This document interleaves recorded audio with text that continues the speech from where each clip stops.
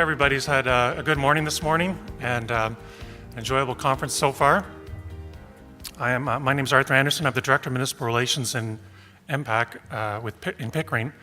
And so I know some of you. I've seen some of your faces before. I've met you at conferences. But you may also see my name periodically on an email coming in with an attachment, with a memo or something. And you probably say, who the heck is this Arthur Anderson guy sending me another memo? So I hope they're helpful, and they're generally informational items that we can pass on to you. But at least if I can put a name to a face, that's my goal, to at least be here to talk about MPAC issues with you today. The last time I was in London was at an MFOA conference several years ago, and we were halfway through the presentation, and there was a pause in it. And the session next door was a bunch of TD bankers having a meeting. So we thought they were going to be quiet the whole day. And right in the sort of the pause of the presentation, they had James Brown break out with music. It was a dance segment. So I assure you, I didn't dance then, and I'm probably not going to dance this morning. I'll try and get through the material.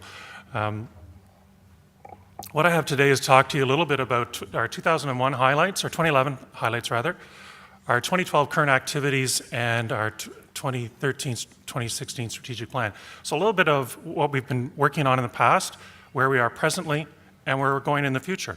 So I hope to cover all those areas.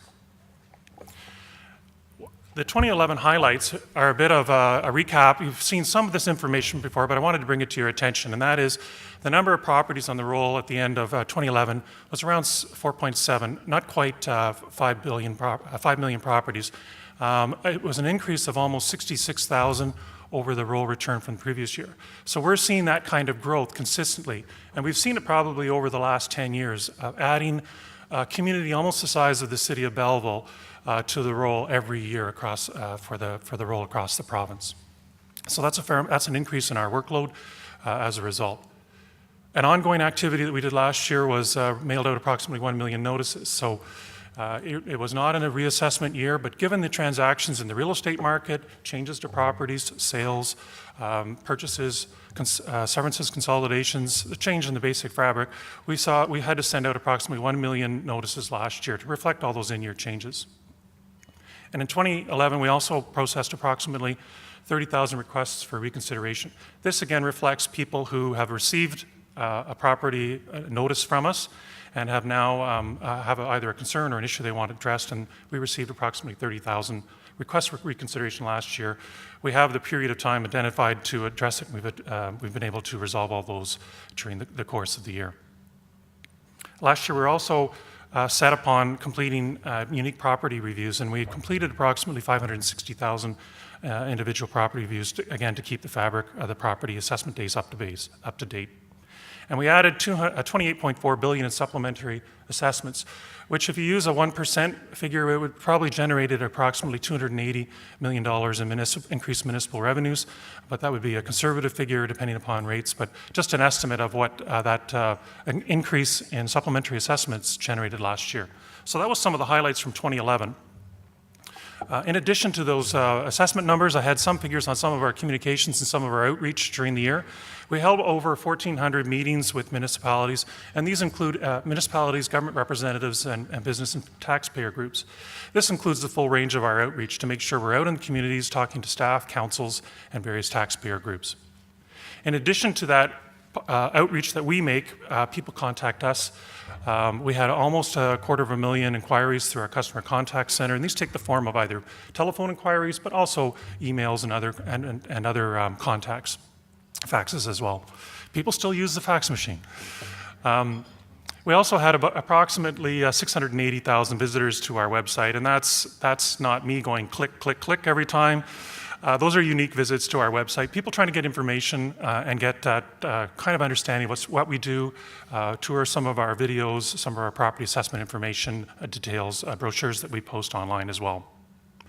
And the last component is to highlight that we had approximately 330 registrations to About My Property completed. So these are people who have got their notice, gone in, signed up to our About My Property portal, and are obtaining their information on their property. And I'm going to touch upon that a bit more, but that's quite a sort of increase in people using the web to get information.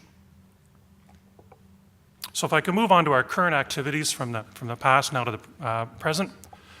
As of September 15th, we've added around $15.5 billion to the supplementary rolls across the province. Our target that we're working towards is $24 billion, which is not quite the $28 billion that we added in 2011 that I referred to a moment ago, but it does reflect the fact that we're trying to balance both our reassessment activities, our desire to add as much growth to the roll as possible, and also some of those property inspections that I mentioned a moment ago, that we're trying to balance, again, all those activities to make sure that we're delivering on our products this year. And to date, we've completed 210,000 property reviews, individual property reviews, and we're working towards completing 350,000. Again, it reflects not as many as in 2011, but it reflects the desire to make sure we deliver on the reassessment. With those people that I mentioned a moment ago that contact our contact center, we survey them, and we've had, from our independent survey results, 90% satisfaction rating by taxpayers with that contact. So our goal is to make sure we provide a good interactive response to taxpayers, and the survey results are feeling very positive about that 90% satisfaction. In addition to some of the current activities I've identified here, as you may understand from, again, information that I've sent out, we're in the process of preparing notices to be mailed out this fall. The residential notices are going to be staggered over the next 8 weeks or so, and we'll be concluding with a single mailing of all business notice properties, approximately 90,000 notice properties in mid-November. So we have, again, a rollout that occurring over the next few weeks, and you'll be seeing those notices arrive in your community in the next little while. As complementary to that, we're providing the market change profile on Municipal Connect. So you'll see that information. We make sure we get it to municipalities in advance of the notices going, so you're informed of what's going on in your community, as well as that you're able to make sure the council's informed. And I know that many of you are in your budget setting processes, or you're about to, so we want to make sure that you're getting that information as early as possible. And that, of course, is followed up with the market change profile in December. That's a role-based one as well. So those are some of the things we're working on presently. And with that backdrop, I wanted to also move on to some of the other information you might be interested as far as trends that we've seen across the province. So just to give you a bit of an idea of what we've got, if I can get this laser pointer going here. There we go. I've got a few charts, and you know how someone says, I've got a great chart, but you probably won't be able to read it from the back of the room, and you get really annoyed when someone says that? Well, anyway, I'll probably say the same thing here. I hope you can see it. It looks like it's blown up enough, but I've got a few charts I'd like to walk through, and what they are is to show you some of the sales trend information that we've seen, and that will have an impact on some of the our valuations when they're finally generated and appearing on property assessment notices this fall. So give you an orientation to what this chart is on the left side, we've got the median sale to assessment ratio. For example, when a property sells, say at $200,000, what we were trying to say is if you correlate that to the assessment that we have at our property at $200,000, it would show up on the 1 on that line. So in other words, our assessed value matches the sales value.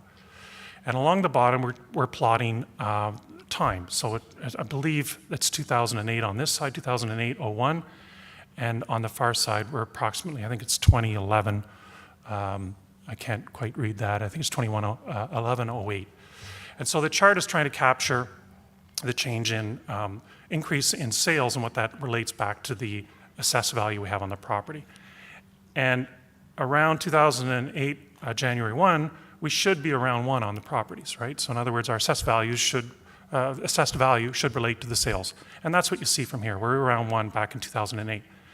And as we progress through time, you see a drop in residential values, which relates to the fiscal crisis that occurred across North America and spread worldwide.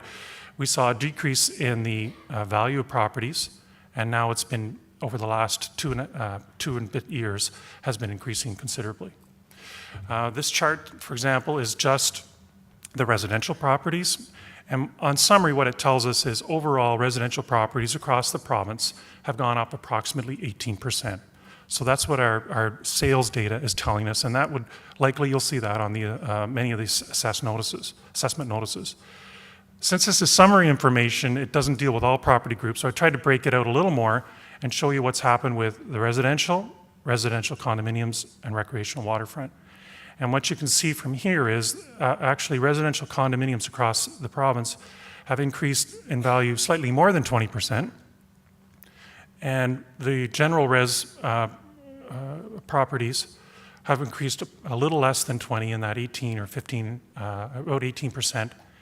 And waterfront, recreational waterfront, has increased considerably less. So it's probably more in the 10% range. Now, these are averages across the province, but it gives you a sense that overall residential values have gone up, but they haven't gone up consistently by property group, and they haven't gone up consistently across the province. So I've got a few more slides to show you what's happened in different parts of the province, but that just gives you a sense of what's happened in the residential market. Again, a key being we noticed the impact of the fiscal issues in 2008 on values, and we've seen a fairly robust market in the last 2 years.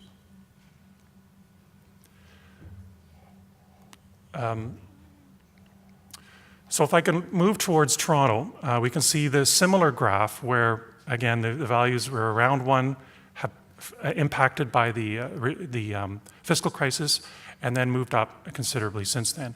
Interestingly, in the Toronto market, we've seen a higher increase of condominium properties than the residential properties, and we believe this relates back to the more affordability of condominiums in the province, and that's attracting greater interest in purchasing. People are able to move into that market, and that's had a greater increase in the sales value or the value of those properties. If I move from Toronto, and again, I just want to show you the difference between these two slides. You can see the decrease here in 2008. I'll move to Ottawa, or sorry, the GTA, a similar one where we've seen the increase in the values, the decrease around 2008. And interestingly, across the GTA, the residential home values have increased more than residential condominiums, and that just reflects in part the nature of the markets in that area. If I look at Ottawa, we've seen the increase in values consistently from 2008 right through to present day. Not as much of an impact of the value change around the fiscal issue. That just reflects the nature of the Ottawa market. If there's anyone here from Ottawa, they'll know that it's a slightly different market than other parts of the province. The strength of the federal civil service being one sort of reason for the stability of that economy and the impact that it relates directly to property values. So I've covered Toronto, GTA, and Ottawa. I have a few more communities I'd like to mention as well. Residentially, Western Ontario, and we start to see a bit more variation in those values as we touch other communities in the province. This one shows, for example, Kitchener on the top, London in the middle, and Windsor in the bottom. Kitchener is still within the almost 18%, 15 to 18%, still a robust market, but it's showing not as much as province-wide. It's still showing some strength, which based on the strength of the economy locally, but also its proximity to the GTA. You see a similar, at least positive increase in values in the London community and London area more broadly. So it's probably more in the 7, 8 to 10%, not as significant or not as sizable as other communities. And the one community that seems to be at odds with many communities in Ontario is the Windsor area. And you can see from the very bottom line, if anything, the values have remained very negative, in fact, over the 4-year period, probably more in the sort of a flat period. And we believe that it has a lot to do with the impact of the auto sector in southwestern Ontario, North America more broadly, as well as the changes to border regulations, impact on tourism and cross-border activity that you would normally have seen. And Windsor's been dramatically impacted by that, and it's been reflected in their values. Some other residential communities, because I know you're not all from either Windsor, the GTA, or Ottawa. I have a few more, and I'll go through them quickly. Kingston, Peterborough, Barrie, and Greater Sudbury. And we've seen some of the activity in the Greater Sudbury area in the north. In fact, they were totally the reverse of the other communities. We saw a dramatic increase in their values in around 2008, and that reflects the incredible interest in mining communities and the mining activity in Northern Ontario, the value of commodities, and that has had a dramatic impact on the values of properties in Greater Sudbury, but also impacting Sault Ste. Marie, Timmins, and a number of other mining-based economy communities. The other charts show the strength of Kingston's market is fairly robust as well, and the other two communities in Barrie and Peterborough, probably not as strong, but more in the 5 to 7% increase in their property values, what we're seeing from the sales activity. I included one because people are always interested in the impact of waterfront properties. This one just focuses on the waterfront in the Muskoka, Parry Sound, Haliburton, Kawartha Lakes area, fairly sort of central waterfront community area. And we saw the impact of 2008 dramatically. I mean, it is considered a discretionary income activity where you have seasonal property or a cottaging type property, and the ability for people to invest in that was dramatically impacted, as you can see from the sales activity, at least in the 2008, but it has recovered somewhat over that period on average, probably again not as dramatically as some of the other residential activity elsewhere in the province. I have this one last chart to show some of the non-residential activity. We can see some of the multi-res interest is increasing considerably. Multi-res properties continue to attract a lot of investment income from people in the province. So that's the gold line, but you can still see in both multi-res as well as commercial and industrial a fair degree of variation in those property values of sales activity. So we're trying to capture that in the values, and I'll touch upon that as far as in the business properties in a moment. We did see the sizable drop in the 2008 period, again, reflecting what was happening in the global market and investment in more broadly in property. So I hope that gives a sense of what we've been seeing, some of the trend information across the province. And what I wanted to do was also mention, now that I mentioned that, there's one group I didn't include, one that might be of interest to you, and that is with respect to farms. You can see the farming value increase here, and the scale is a little different. It goes from 1 up to 50. The farming community probably is aware of some of the changes of sales in their very respective communities, but across the province we've seen sales activity where 40 to 50% we've seen changes in as far as active sales occurring. And this isn't limited to Eastern Ontario or the South. It's all properties or all markets across the province. It reflects what's happening in North America. Particularly, we're seeing it here in Ontario. In North America, there's people, if you're into sort of watching the value of land, the benchmark of Iowa acre lands is up at $20,000 an acre. And apparently that's a very comparable benchmark for the people look towards that, and they've seen the values in North America. Well, we've seen it here in Ontario. And what we do is, as you know, we don't create a market, but we try and capture that information in our values. And we compare our information to what's happening in the Farm Credit Canada farmland reports. And you can see from their own reports, what they're saying is they've seen the increase in the compounded market increase over the last several years, 28, 30%, and increasing. This information is only as of December 2011. So we've seen that a change in the sales, and we're reflecting that in the values as the notices go out. So overall, if I could say from the information I presented to you, we're trying to make sure that information gets out to you. And what we know that is that typically in the last assessment, waterfront activities, waterfront properties attracted a lot more increasing in assessment, and that's not going to be as much the case this time around. It will be more typical residential properties or residential condo or multi-res. And you'll also see an increase in farm in many communities where if you're farm-based economies. So you'll see that in your notices as well.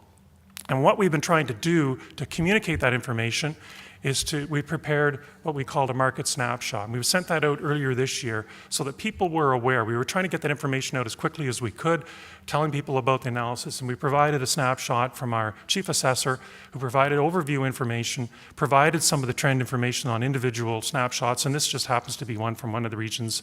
There was some of the pages from inside it. But we broke it right down so they could see within those regions some of what was happening in some of the communities. So we were trying to get that information out to make sure people were aware we were marketing, we were watching the market and making sure people were aware. We provided, we got a lot of press coverage from it as well, and so we think that the information is getting out there, and we're trying to encourage that. We've posted them on our website, and again, we're making that available to anyone so that they can see some of the results of our analysis to date. So that's been some of the results of what we've been working on, where we've been doing more recently, as well as some of our observations in the market. And I wanted to tell you a little bit some of our other activities that we're taking with respect to making information available to taxpayers as they get their notices over the next couple of weeks. What are we doing to support them? And what we are doing is we prepared an updated version of our About My Property. Last time in 2008, we developed this program for the first time, and it gave people the ability to log onto our website and get information on their own individual property. Before, they had to call us, and we'd get that information, we'd photocopy it, and we'd send it back to them. It was rather arduous for both the taxpayer and for us to be able to respond to all those requests for information. So what we did was we created this portal for the first time. We received a lot of very positive feedback for it. So we took that kind of information, we're trying to make improvements to it for this time. Specifically, what we started to look at was we wanted to make sure that we're able to take information from a variety of different sources. So we've developed data partnerships with a number of different groups, and you'll see it in the slides as I go through it. If you may be familiar with Google Earth, for example, people can look at properties. We've tried to incorporate that feature into our data. We've also tried to make it very lean, and I've got some of the people who are involved in designing it here today, and we're going to be able to answer questions if you have later, but tried to make it sort of very elegant as far as how it's designed. And what I mean by that is we're using cloud technology to have information posted so that we can access that information, keep it current, and keep it very up to date. Another thing that was done and built into it was we involved a person who's very experienced in web design. He has a doctorate in it.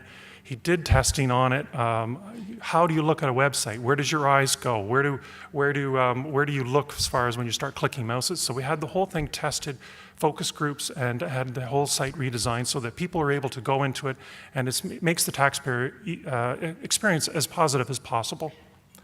And the last thing we did was we made sure that we approached the Information Privacy Commissioner.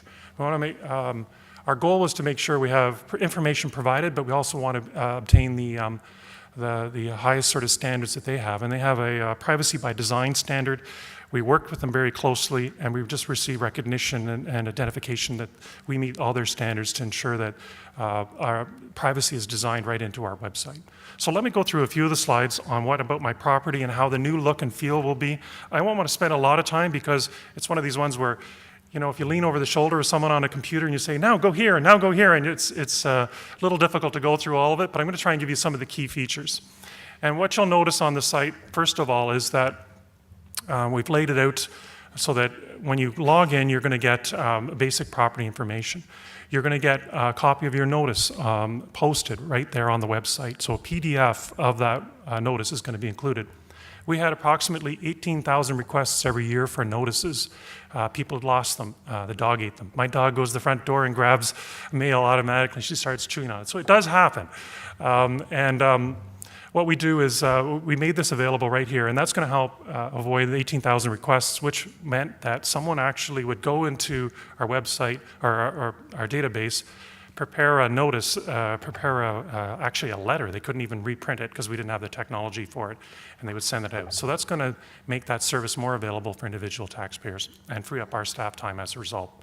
So what else you'll see from the website is that they will get information on their own property.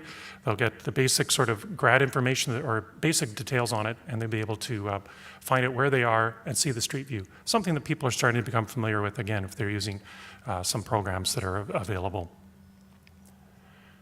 An interesting feature is you may own more than one property, and if you do, we're allowing you to log into the website, identify those properties so that you won't have to have multiple logins. So we're trying to, again, reflect that some people may have one or two properties, or they're taking, and they're able to identify those on the website, list your properties, and create that as one single profile. So you'll always be able to go back into that one site and get that information. In addition to sort of the basic property, we have background information on roles, respective parts of the province, provincial government, their tax setting, rate role, municipal role, as well as the Assessment Review Board and MPAC. So we provide basic information from them through this portal. So when they go in, again, they'll get a copy of their notice if they want to print it. The notice is here, which again is refreshed directly from our data groups, as well as they'll get the cover letter that was sent to them. So they have that basic information.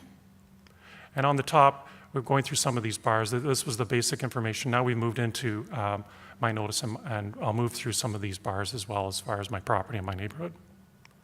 So when they log in, they'll get that basic information that they have, and they'll also be able to verify that information here. And I'll touch upon that in a moment upon verifying that.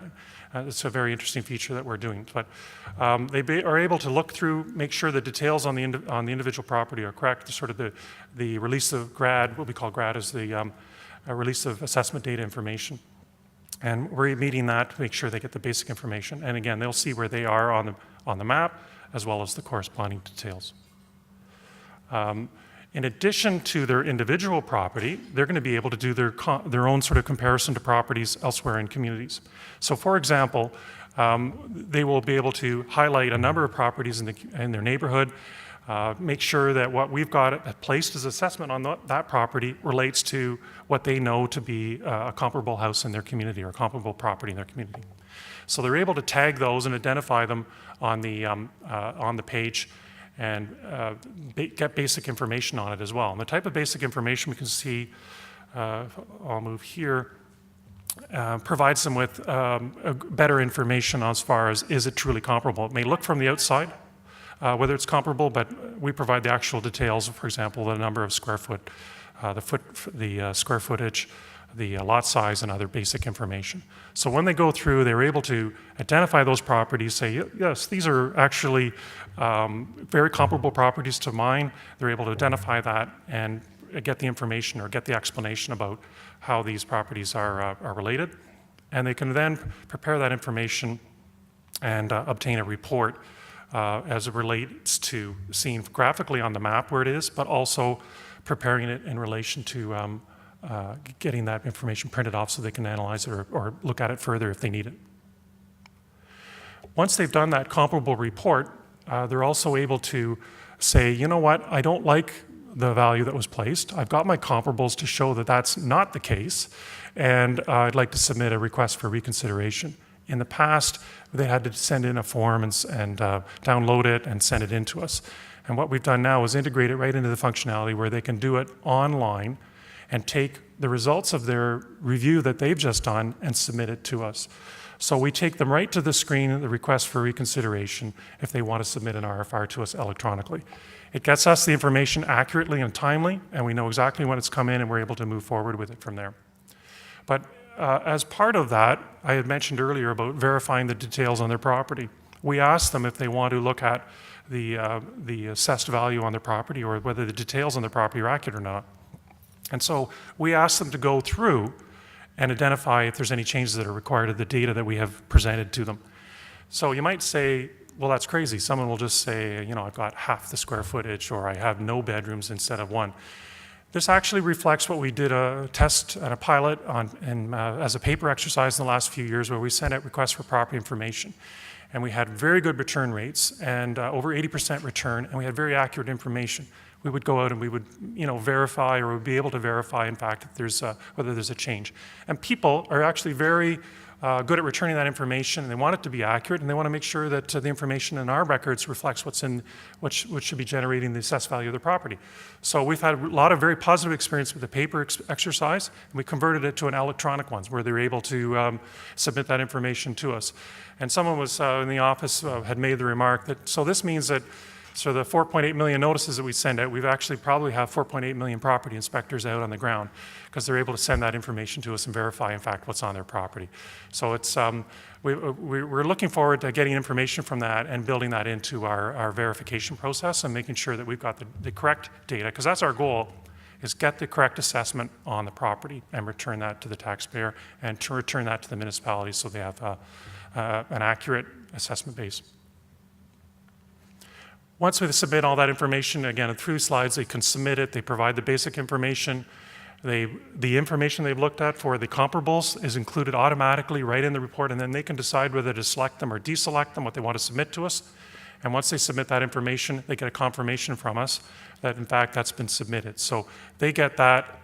They know it's submitted on time, and that they're able to track that as well. We will provide a confirmation of that, and we will also provide an ongoing update for them. We have to complete the RFRs, as you know, within 6 months, but we will be able to give them a status update as far as where they are in the process. So that stops, again, the calls or the contacts about where are you with my RFR.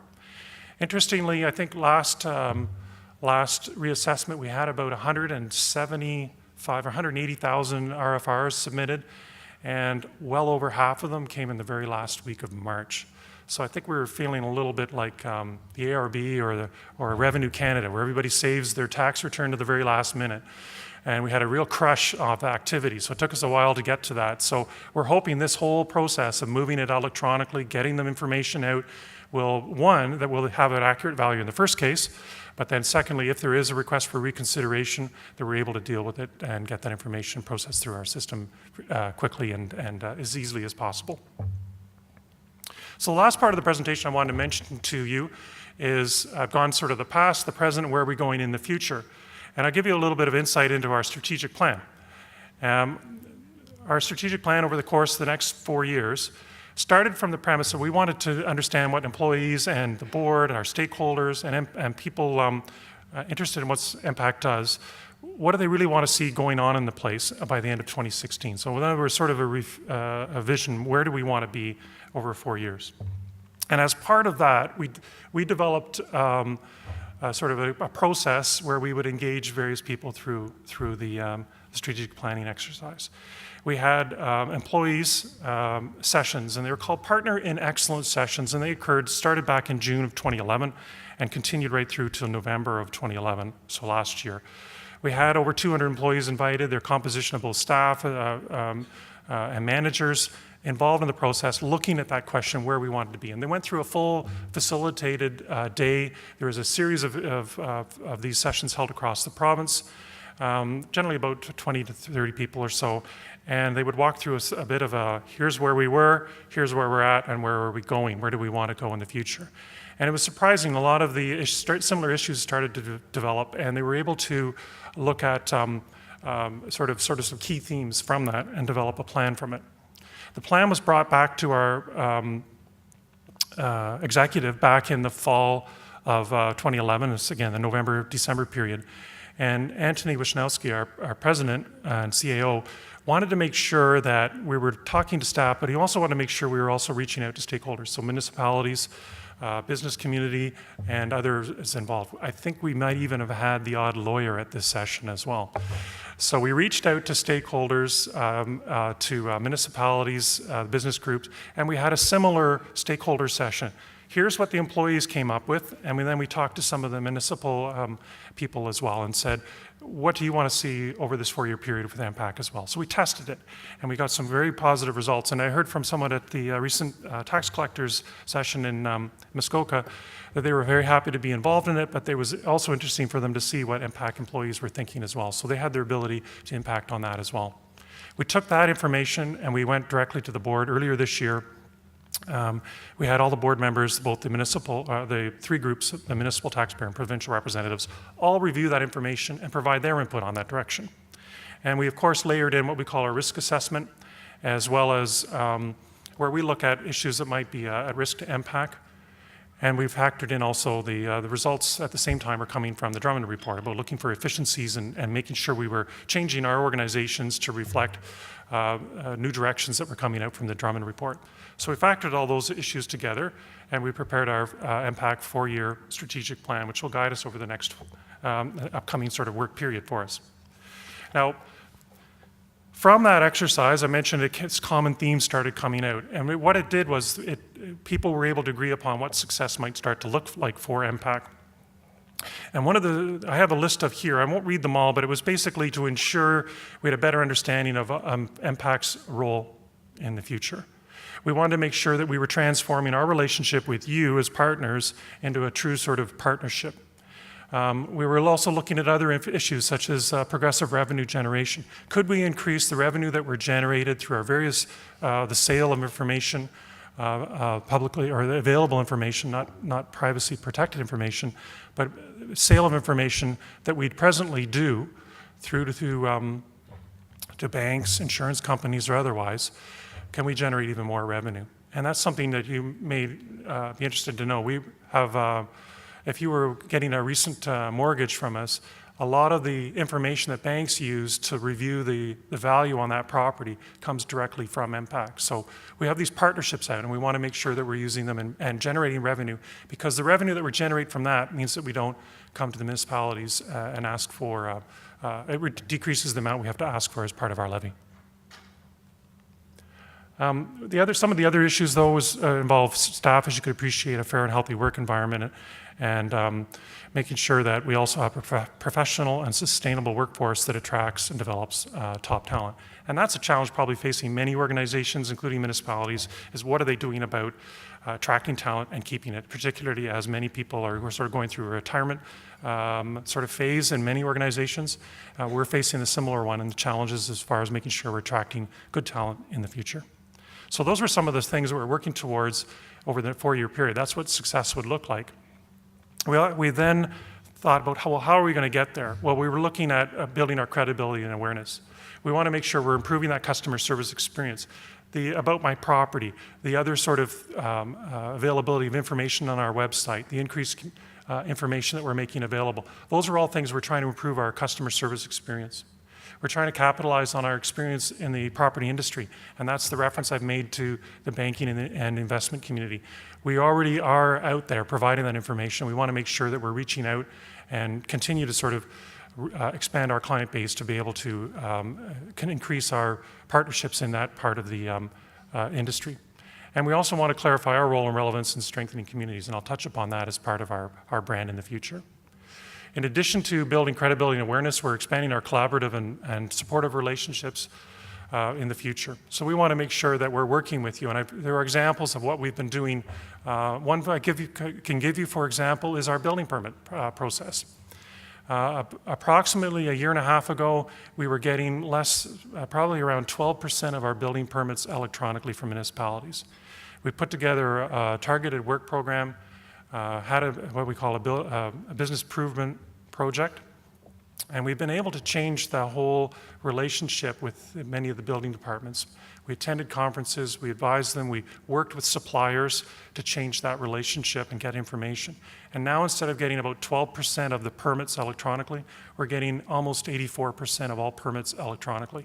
So that means we get the information in an electronic format. We're able to incorporate it into our database that much faster. It's more accurate. It's related right to the assessment or the basic property information that building departments receive. So we think those are the kinds of things as far as partnerships that we've started, and we're looking at how we might be able to expand that in the future. We're continuing to build an engaged professional workforce, and again, we've got a few tactics that we're trying to accomplish on how we might get there. We also are also looking at how we might develop a high-performance organization. And again, these are a shared commitment to quality. Some of the business improvement projects that we're doing to improve our processes internally, you'll see the results of that in the future. So we took all those directions. We've also taken how we're going to get there, and we put the two together. And if you can figure this chart out, you're doing really well. What it does is it tries to, kidding aside, it tries to align where we're going with some of our outcomes. And I'll give you an example of what that means. For example, under one of them, we're trying to make sure by the end of 2016, all property valuation analysts and property valuation specialists are going to have a professional accreditation. That had changed, and that impacted how we were, when we left the government in the latter part of 1998 or thereabouts. Accreditation was not as important an issue, but that's impacted our ability to appear before the board in some instances, so we want to change that. And so as a specific tactic, that's something that we're going to be working towards over the next 4 years as far as accreditation of staff. We're also going to be looking by the end of 2016 that our top 10 taxpayer interactions with MPAC are going to be through a self-service. So the experience of getting that property information instead of on paper, getting it electronically, getting information out through our portal instead of just phone calls or faxes. And that kind of service, we're trying to make sure that we're providing and getting most sort of current and up-to-date web-based and electronic-based information systems that we can have for each property type. So in other words, not just residential, but our business properties as well. And another one that is be of particular interest to you is that by the end of 2016, we're working towards making sure 100% of all our growth is captured within 12 months of commencement of use. So by getting that building permit information electronically, that's a key. We're also working on other things as far as getting property information from surveyors. And again, there's a number of other initiatives that I could talk about, but our goal is to make sure we get that information on the roll as quickly as possible. And that's the target we've set. We're going to be working towards. This helps the taxpayer get that information sooner. They get their tax bill sooner, and we don't get the sup and omit kind of issues and larger tax bills that have existed in previous years. So again, that's a specific priority of ours over the next 4 years. Now, I mentioned to you about, as part of the strategic planning process, where we're working towards, one of the other directions we're working towards is building our credibility and awareness. And we have a specific strategy we're working towards to make sure all our materials are consistent, and that we're working towards a strategy where we're going to be getting that consistency of our message out, and for example, the market snapshot, building all the credibility towards that awareness of our role and what we can do in the future. And part of that essence is it relates to a brand essence. We had to come up with an idea of where are we going to be as an organization, how do we fit, so that our employees can understand the tasks that they do relate to something more broadly in Ontario. So what we've embarked upon is that as part of this strategy and part of this branding is that we have a role to play in communities. And we feel that we have a part in building communities. So we want people to understand that when they're putting the assessment on that property, that relates to an assessment role, assessment fabric, which means that municipalities can plan and create revenue and plan and budget accordingly in their own community. So we see ourselves being complementary to the building that occurs in a local community, and we want to make sure that that's part of the brand that all employees will be moving towards in the future. So that was something that we wanted to, that came out of our strategic planning exercise, and that's something that we're going to try and bring forward to our staff in the future, that's how they, by doing their work every day, will be able to help to contribute in building communities across the province. So that's the results of some of the presentations of where we have been, what we were working on presently, and where we're going as far as our strategic plan in the future. And I think there was another part of the agenda we wanted to talk about was sort of an open mic, so that they have a chance to pose questions.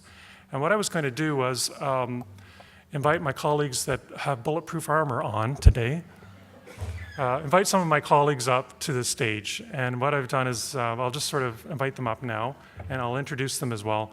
We have just some short sort of information to talk to you about as far as some of the things that we're working on over and above what I've mentioned, that was to sort of do that. And then also wanted a chance to give you the opportunity to pose questions to us as well, because I know that for you, if you hear us talk for an hour and a half straight, you probably have generated a few questions, or you might have some issues you wanted to bring forward to us.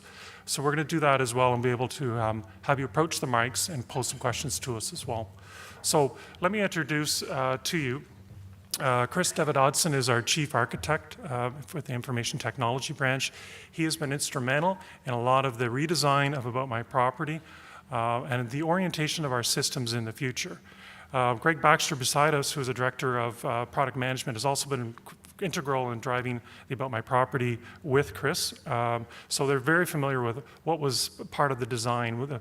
I look about people that we've developed partnerships, the data group that we had to go through, how it was designed, the information privacy approach that we took with it. So if you have any questions on that, they've been very involved in that. And of course, Greg's also involved with the mailing of the property assessment notices, a lot of our products that we prepare.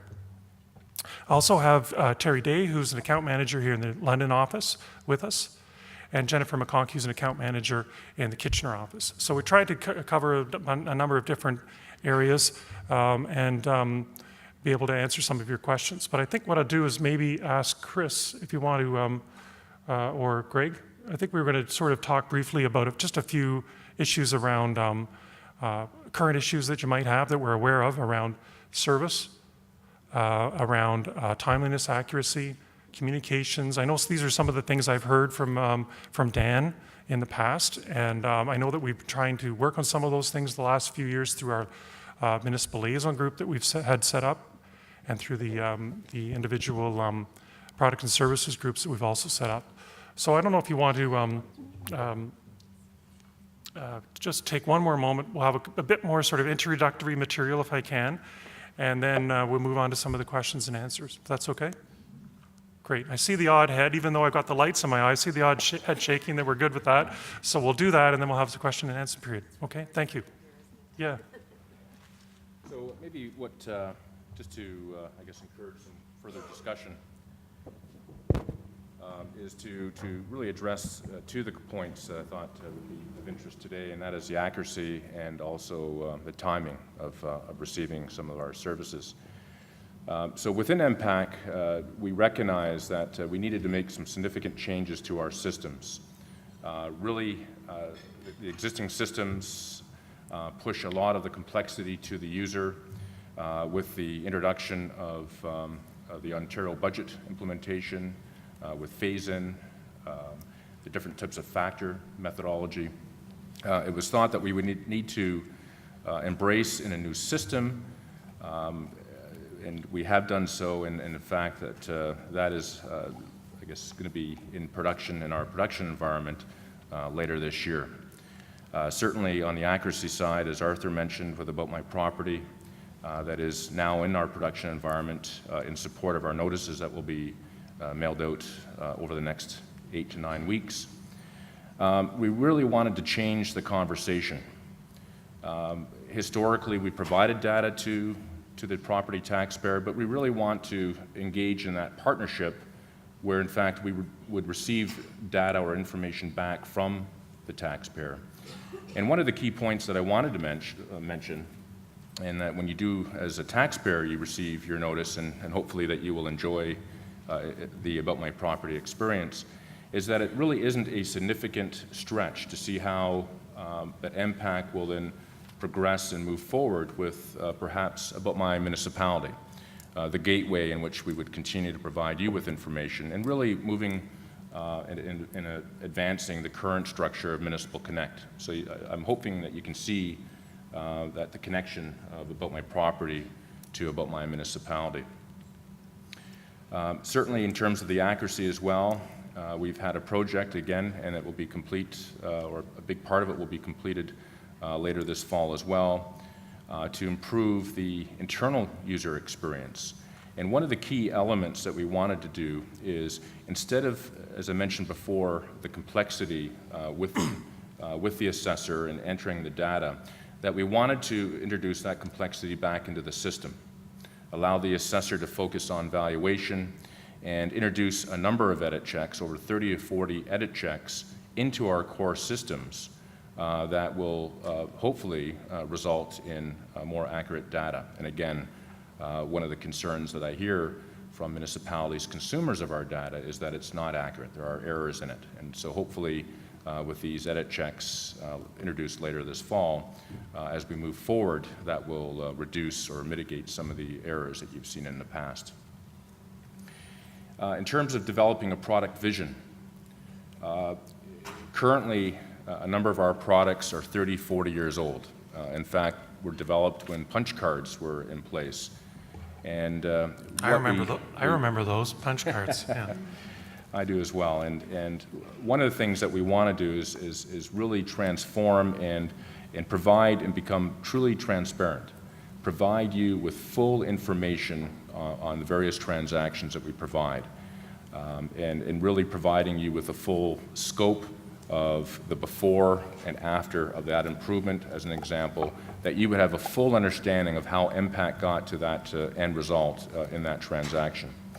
And that will be, we're starting to move some of those products or data streams effective January 1. And we do recognize the fact that there will be a transition period, and that we want to work with you, and that we will continue to support the legacy type formatted products and work with you to transition from the legacy product to a more conventional, modern XML type of feed. And really that will become the gateway in terms of exchanging information as well. that here's our ability or our attempt to move information out to you much sooner. Hopefully, it'll be much more accurate, and yet you'll be able, it'll be much more transparent, but also developing with you the format in which we would want the data back to us, whether that's addressing, whether it's building permits, as Arthur mentioned. And also... Sorry, Craig, on that, but on that point, the addressing is one that is raised with us, but we have truncation rules, you have different rules, so what we'll do is the whole XML stream would exchange that information so that we know, we don't cut it, we don't make a change to it, but the way you want to present it is something that you would make your own decision. We would be exchanging the full data in our database and be able to share it, so we don't get caught in this back and forth we truncate our information this way and you truncate it another.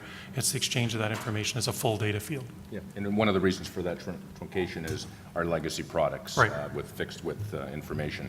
So moving into this direction, we'll be able to take full advantage of the enhancements that we made with our internal systems and providing you with a full set of the data, whether it's addressing, naming, etc. We've also taken significant strides on the accuracy front as well on working with third-party vendors. So interesting enough, iLookabout, whose base is in London, MPAC has entered into an agreement, and they are currently providing us with digital imagery. So we have images of all property, or most, about 90% of the properties in Ontario, and that's allowing or assisting the assessor to ensure that the data that we have in our data systems is reflective of the current state and condition. So just another way of validating that information. As well as we built internal tools during the fine-tuning or the evaluation process for the assessment update that allows us to support the review process and allows us to focus our attention instead of reviewing all 4.8 million properties across the province. It allows us to focus the attention where it's needed. So if there's less confidence in a certain area for a certain property type, it allows the assessor to zero in on that to ensure that further attention is made and available. So with that, I may just turn it over to Chris just to identify a number of other initiatives that we're working towards in the future. Sure, I'll give as much time for the questions, but just a couple of things I want to talk about. My job is to, and that of my department, is to come up with solutions that meet those business needs, meet your needs, but we have to do it in a different way. So we're being very conscious not to have Band-Aid solutions or short-term solutions that put a fix on top of a fix on top of a fix, and wind up with a much more difficult user experience. So some of the things that we focused on really is more lasting solutions that deliver value but also preserve the flexibility. We don't want to take the control out of the hands of our users. So a few things that we've been really focused on is simplicity. It takes a lot more work to be simple. It takes a lot more concentration, a lot more effort to be simple in those designs. To that end, as Arthur mentioned, we've hired a industrial psychologist that helps us design screens. So it doesn't do that work up front to make sure we're doing things as most effectively as possible. Hiding the complexity, but making it exposed where necessary. So we've been focused on, for a complex scenario, you need 50 buttons on the screen, that's great. But when you're doing 90% of your job, it's only 3 tasks. Why do you need to see all of that, or why do you need to be distracted by that? A couple of other things that we've been working on is that as we look at these projects, one of the things that's been changing in the industry is that so much more is possible now. The possibilities of software and solutions that are really available for free are quite impressive. Some of the offerings from Google, from Microsoft, that we've achieved really have cost very little, almost nothing in many cases. So it turns out, as the About My Property experience, and that the typical IT scenario is you need a project done and your department comes back and asks for more money. It turns out that's actually part of the problem, that we've found that in order to drive simplicity and clarity and faster results and better results, we need less money. We need less time, and that forces us, through that principle of forced scarcity, to come up with better solutions. As an example, the About My Property experience that you just saw, was done in about half the time, has 3 times the amount of functionality, and was 1/4 the cost of the original version. We're paying no money in software licensing. We're paying no money in infrastructure costs. And all that's possible really in the last few years, but it takes a lot more effort to be that way. But so that's the job of our IT department, and we'll talk about some of those solutions. But I'll open it up to questions. Great, thanks, Chris, Craig. Again, we thought we'd give you a bit of a snapshot of some of the other sort of projects that we've been involved with as a complementary to the overview presentation. And I know that some of you may have any questions, and that would be a great time if you want to approach either of the mics. We'd be happy to answer any questions you might have either on the presentation, the materials you heard today, or any other issues you might want to raise with us. The effects of the coffee are wearing off, maybe. Good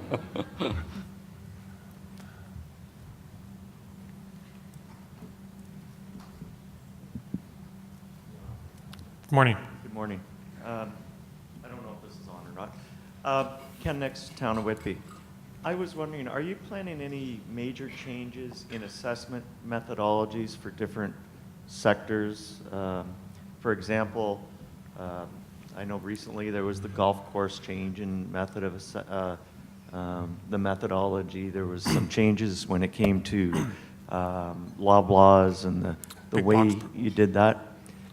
Are you anticipating any other major changes? Because some of those things had significant effects on us and really were not well communicated to us, the groups that were hurt by it or affected by it. Right. So the short answer to your question is that we continuously look at values and the best way to generate values on the fabric. And that process is continuing for this year as well. The one that I can think of as an example most recently that you would be interested in is landfills in Ontario. And we're looking at those properties. It's actually been an ongoing process for the last 2.5 years, where we have been, as a result of some municipally generated appeals, we looked at the values of those properties in southwestern Ontario, and we saw that our existing approach may not be quite capturing the value on those properties. So we had approached the sector, again, starting some time ago, asked for information. We continue to get that information, and that's something where it's been raised. You may have seen some communications on that, but we continue to work with the sector, which includes both private and public operators, and to make sure that we return good values or as accurate values as we can for the role, and deal with that in the future as well. So that might be an example of one where it may not be as much of a change in methodology as to make sure we're factoring in the correct materials to generate the values, to make sure they're properly reflecting the market. Okay, I understand your need to continue updating methodologies to reflect the current situations. I ask that you consider involving municipalities early in the process, Correct. not mid or late process, so that if there are any issues, they can be resolved at that time or at least addressed. Yes, very much. I agree. I have heard it from, well, I hear it from you, Ken. I know I've heard it before with the golf course issue as a good example of something where we did not do as good a job involving the sector so that there was broader awareness of what was happening. But that's been a priority of mine in particular, is to make sure we're working with our different property evaluators to make sure the municipal relations staff are aware and that they were able to then communicate and involve municipalities through the process as much as we can. There's sometimes we can't share information, for example, but I know that through our ongoing activities, our liaison group, we want to make sure that you're aware of those changes and what they may be as early as we can. Thank you. One other question is more of a curiosity question. The farm sales increases or Yes. the value increases, those are farm-to-farm sales? The sales that you see are sales of farmland. To farmers? Well, that's the sale of farmland being reflected in those charts. Our values reflect bona fide farmer-to-farmer sales. They do. So the sales information that I've shown will not translate directly into an assessed value change. Good. Our valuation rules are that we only value bona fide farmer-to-farmer sales. Now, the overall market will be of farmland or what's happening in rural areas is impacted by non-farm purchases, but our analysis and the final determination of farmland rates is only by bona fide farmer-to-farmer sales. Okay, and your anticipation of increases there are in similar ranges to residential, or? No, a farm community is going to see the farming values will be going up Significant. more than residential property values. So you will see that in many communities across the province. Okay, thank you. Yes, Mike, too. Hi, I have a question regarding sales reports. As a small community, sorry, my name's Susanna Dealman. I'm from the Township of Southwold, just outside of London here. We rely on the sales reports generated by MPAC to let us know the change in ownership, the dates, et cetera, so that we can process that. Okay. One of the frustrations that we have is that we go in regularly, pull off the report, make the changes, update our own system and everything. But MPAC, if you have a sale that's processed late for any reason, instead of putting it in the current month's report, you go back and put it in an old report that we've already pulled off and looked at. So we're constantly having to go back several reports and look all the time for new sales, because there's nothing on the website that flags it that says something new has been put onto that report. And so we, instead of saying, okay, I've already looked at report number one, I have to look at report number one for about 12 months, constantly going back and looking at it. And, after about a year, we assume that everything's in there. But there are times where, we've missed things, and it's because when you've done your sales report for that particular property, you've put it on the month in which it transpired instead of putting it on the current month's, like the new report. So we're constantly going to look back at those. Okay. I understand, sir. We've in effect gone to make the record right, but that doesn't help as far as your record keeping. Right. That's something that I'll certainly take back. It doesn't seem right, and I certainly agree with you that I think it would be more helpful if all the sales that we've entered into our data system, that you're provided with the ability to sort it or to receive it any way that you want. One of the things that we want to move forward with is, as I mentioned with the XML data files, really the data streams, is that it provides you with all that data. And so we'll need to work together to transition from the way you're currently receiving data to this new form. But I will certainly take that back and work with Arthur to get that information back to you. Okay. Chris, as well? Just to comment on that as well, that's an example of something we're going to change, is to expose more of this data in real time, so you can query it on your own, get it when you want, not monthly, that's kind of silly, on a daily or hourly, whatever frequency you want, and you can get changes or not requests, or changes or old sales, that we can continually push that or make that available to you. That'd be great. Thank you. Thanks for your question. Go back to Mike 1. Nigel White, the United Counties of Leeds and Grenville. Question comes around the exempt properties, more to do with the federal government. The valuation that's been put on by MPAC versus the valuation that's been put on by the feds, there's huge disparities. And sometimes the valuation that you've put on is significantly higher. That's what our rolls are returned by. That's what we establish our tax rates by. Yet when it goes through and flushes out, the feds have really reduced the valuation. Is there any coordination between the two bodies to try and come up with a valuation that's reasonable? And even when you agree on it, it then shifts the next year? Because it has huge disparities when you're looking at what your valuation is for tax purposes and establishing tax rates. It's a question that's been experienced by a number of different communities. The whole difference about approach with the federal government versus our approach. We place the information based on our experience and our regulations sometimes, which differ a little perhaps with the federal regulations or the federal guidance that they receive. So this difference does occur. In cases where it's a problem or in cases where it's a difficulty, we try and coordinate and have meetings between us and the federal evaluators, us, and where appropriate also municipalities. So I've been part of some of those meetings in the past. We also, in some cases, target some areas. For example, in Ottawa, there's a lot of pill properties.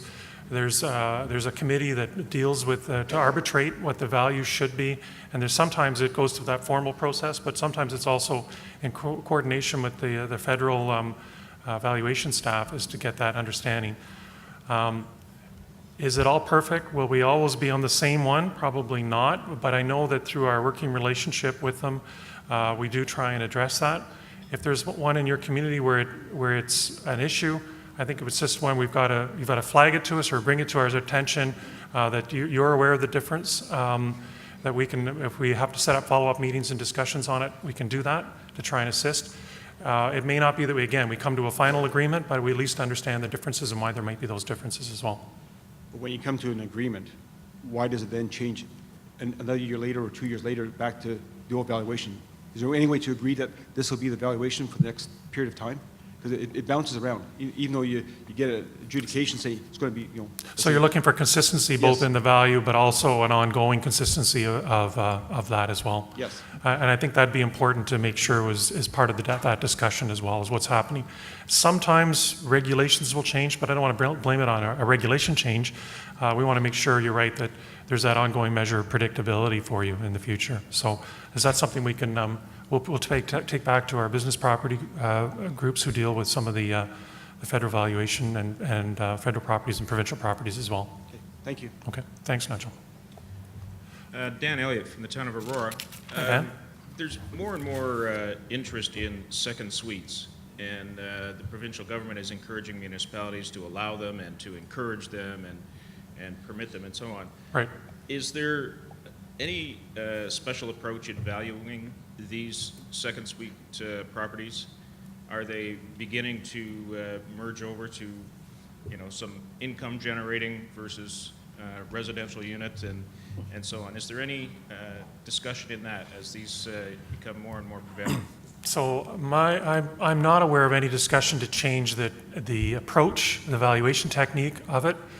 Our approach to date would be we would look at how the market would value or would treat a granny, formerly called granny suites, but those kind of second suites, and how the market would value that or how it would be reflected in the sale of the property. And we would track that as being a data element and then be able to do analysis and testing on that, how that might reflect in models on properties in the future.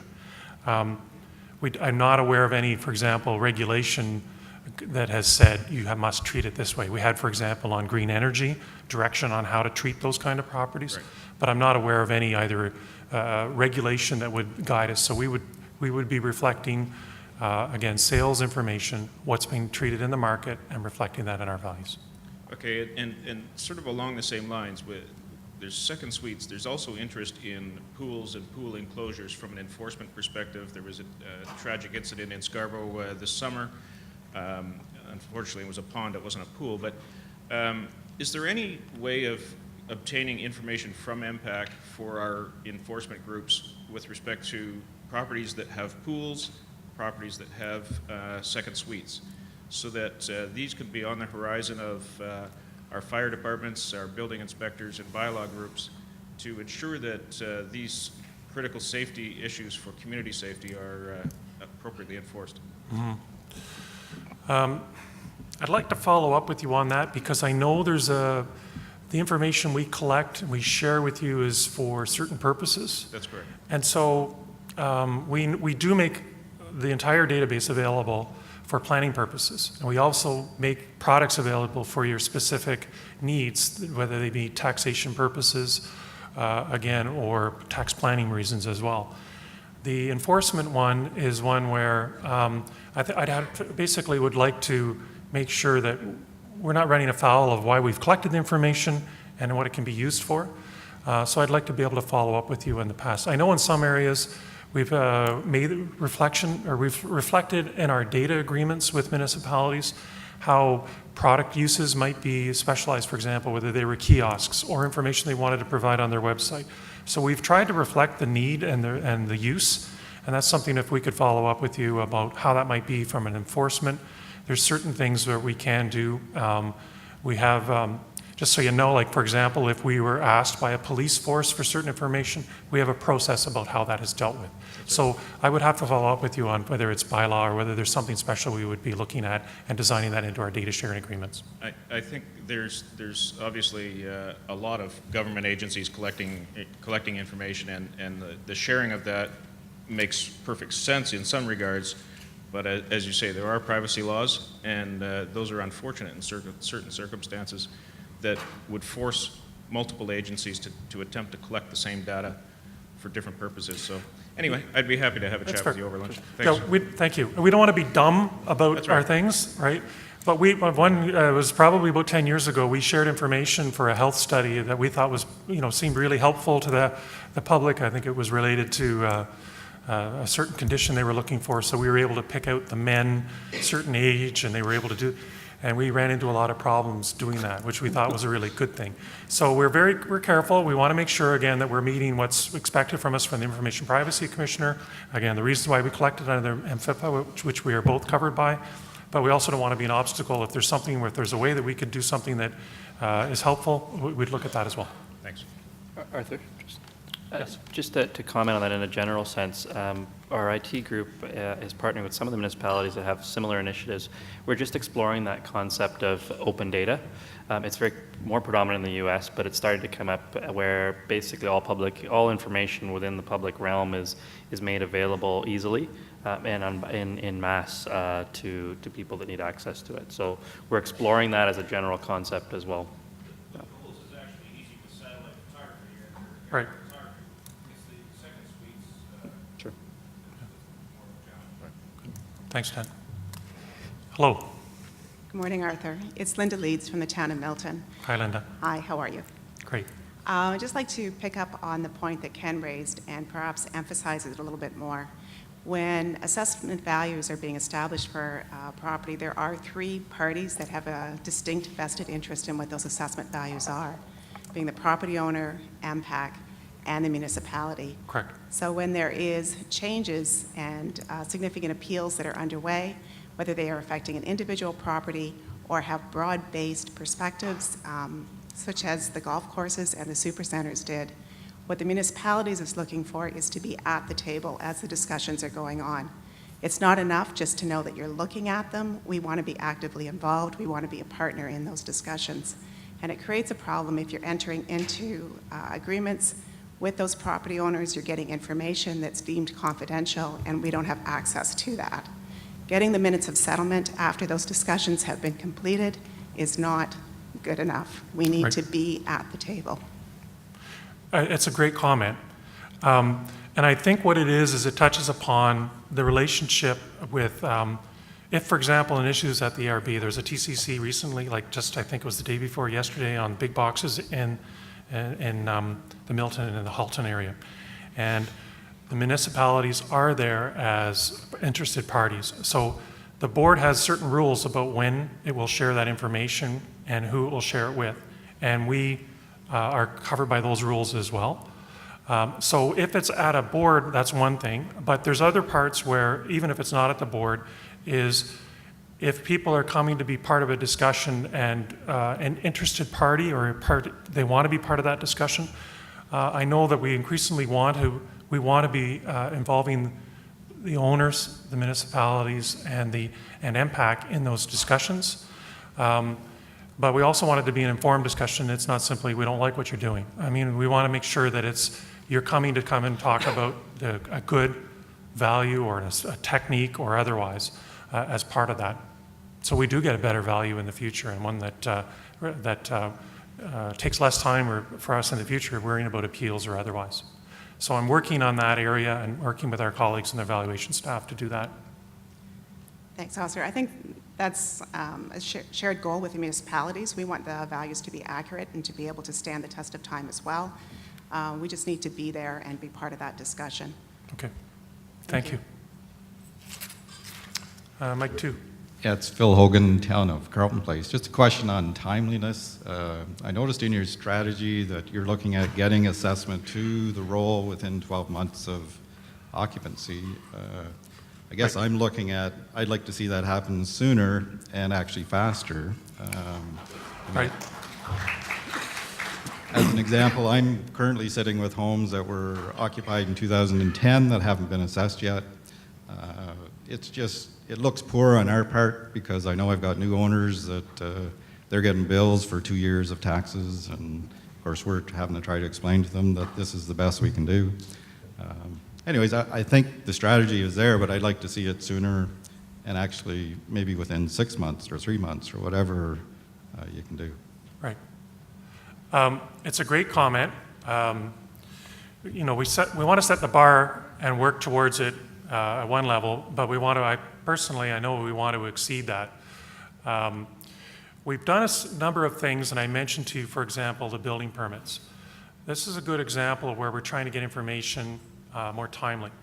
And we also want to make sure, as part of the building permit process, we're getting the data into our system sooner and more accurately, but we're also getting that occupancy information from you so that we know that we don't need to send an inspector out 3, 4, 5 times.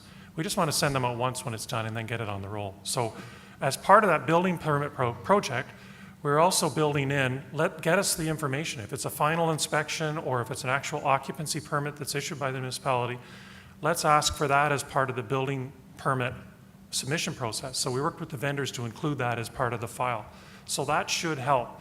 Are we up to date on 12 months? No. And your community at Carleton Place is probably, you've cited an example. We can go back that 2-year period, but that only creates problems for you, the taxpayer, and for us, and that's not a goal of ours.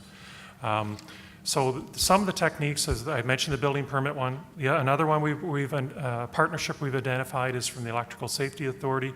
We're looking at getting inspection permit information from them, so we know when there's an electronic hydro inspection, we're getting that information to us so we can identify and flag that as being, that's probably a reasonable indication of either occupancy or within a certain period of time. So these other flags that will act as triggers will help make sure we target our resources to the right area in the right time. I know in Carleton Place last year there was a large effort to make sure we brought the roll up as current as possible. So if there's still information out there, we'll make sure we follow up. You know, if there's something that is missing, we want to make sure we're capturing that information as quickly as we can and getting it in the system, returning it to the roll as timely as we can to avoid those kinds of issues.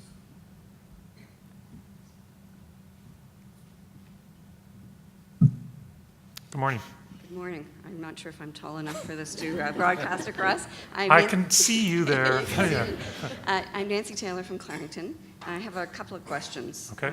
MPAC, from my perspective, you spend a significant amount of time and effort on residential side of things. Right. And that's obvious because that's where your transactional volumes are. That's where you have a significant amount of public interest and dialogue, and of course the pressure is there to deal with those promptly. My view is that statistically it shows you do quite a good job of that, so my kudos on those kinds of things.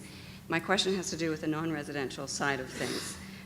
There was a lot of discussion at a session back in April around the sheer backlog at the ARB with the commercial side of things in particular, and the concern that was expressed then was that if a lot of those issues are not resolved in light of your reassessment efforts, and if there are changes that are triggered as a result of significant ARB decisions, then perhaps our new role coming this fall with the reassessments could be significantly at risk. So is there any feel at this stage of the game whether there has been significant movement through the ARB with some of these large commercial, or whether you feel that, you know, the return rule that's coming has enough of a basis to not have a significant concern there? So I know the board, I was involved in a discussion with them recently with a number of colleagues. Our president was talking with the board chair. They have a real commitment to deal with the backlog of ARB appeals. That has an implication on them, scheduling and hearings.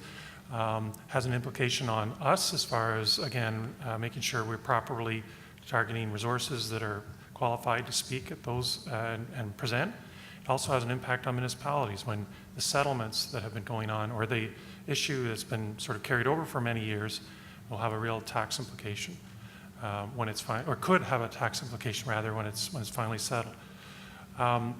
They have a commitment. They're trying to get their appeal backlog addressed, I would say, within the next 12 to 16 months. And they want, their goal that they're working towards is that all their appeals are dealt with within the cycle. So there's not from one to the next, you know, the 012 or 08 to 012 and 06. They are trying to get the backlog dealt with right away. I say 12 to 16 months. They have a target that they're trying to meet to resolve all those outstanding appeals and to move forward as far as making sure that they've got a work plan to deal with them in a timely basis. It's no one's, everybody has a piece of the solution on this one, and whether it's the individual property owner, the tax agents, or the representatives, the board, MPAC. And so I think the discussion right now are focused to get, let's see how we can get these resolved and for the benefit of all parties. And that is my involvement, as my understanding, most recently is last week. That's occurring. So is there any concern that MPAC would have any forced methodology changes as a result of what's going through those processes? That's more my concern. I mean, timing obviously is an issue for us, but if, the whole scope of change is going to happen in a certain category because of, how this may evolve, is there any concern that there are any significant wind shifts out there with respect to these? I have no sort of ability to say, because of that decision, we better watch out because this and this is going to happen. I mean, we're still trying to resolve the Toronto Bank Towers decision, which may have considerable impact on other properties about how they're treated and chattels and other. So there may well be ongoing law issues that come out of board decisions. I would have no way of predicting them, but certainly when the decision is there, and to your point and to Linda's, when the parties are there and they understand what the impacts of those decisions are, we deal with them and future valuation techniques. So it's something, you're raising a very good point. I don't have a predictor on it, but it's something that when the parties are there and involved in the decision, we come up with the best decision and we deal with it on a go-forward basis. And if I can ask a totally different question. Sure. Clarington has a couple of large industrial properties, and many of us do. I've heard that there's going to be some change philosophically on how market adjustment factors are applied and switching to sort of an obsolescence perspective. Do you have any comment yet at that point on whether you think there's going to be any shifts in the larger industrial sides in the reassessment? I'll have to follow up. I'm not aware, but I think what it is there's certainly right now making sure all our the business notices are going to be going out mid-November, and the changes or adjustments or the setting of the values on a number of properties and discussions that are occurring over the next sort of 2 months, we're making sure that those values are understood, and whether that involves market factors, I don't have information for you today, but I could commit to following up with you on that. Thanks. Okay. Were there other questions? That means everybody's happy, right? Well, it looks like I'm standing between lunch, so maybe what I'll do is, Donna, I'll turn it back to you. That'd be great. Arthur, I want to thank you for your overview. I think when you're going through a reassessment, to have a big picture of what's going on is really helpful, but also some of the tools to help address things and where MPAC's going forward. So thank you very much. And I'd also like to thank your colleagues and yourself. I don't see too many wounds in the bulletproof vest, so I guess you made it through. And I think it's been a really good exchange of ideas, and it'll help both parties going forward. So if you can have a thank you, and accept this token on behalf of MFOA. So thank you very much.